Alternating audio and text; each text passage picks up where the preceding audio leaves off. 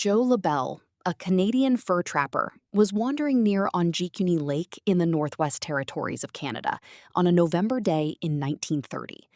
He entered the village in search of lodging after learning of an Inuit settlement nearby, only to find it deserted. Whatever happened had taken the villagers completely unawares. During his search, he discovered incomplete garments with needles, food hung over fire pits, but no traces of violence or a conflict that would have explained the people's absence. Moving through the village, LaBelle found 7 sled dogs still tied to their posts. They had all starved to death.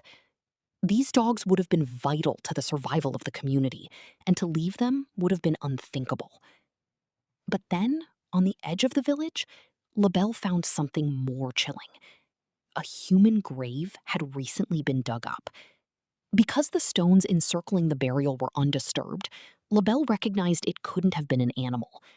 He informed the Northwest Mounted Police, who launched an investigation into the disappearances. No one from the village was ever located.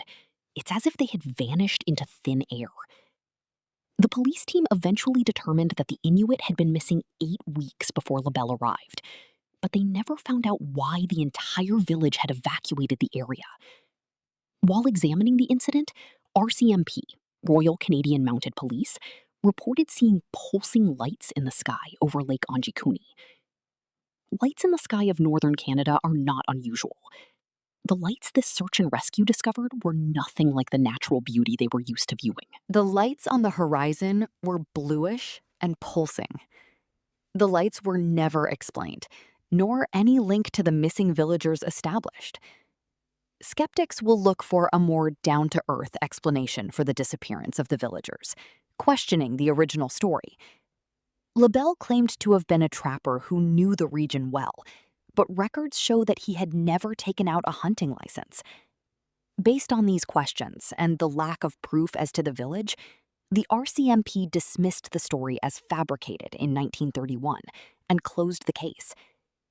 Just like that, the villagers disappeared for a second time, one from their homes and then from the history books.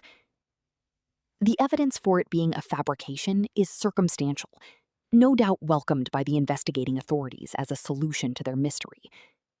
The lack of a trapping license does not mean LaBelle did not know the region or the village. There were plenty of trappers operating illegally at the time, traders and merchants operating between the villages. If these 2 men were telling the truth about what they saw, then an entire village disappeared, and nothing was done to investigate. What were the strange lights in the sky? Where did the people go? Why were the dogs left to starve? Who had been in the empty grave?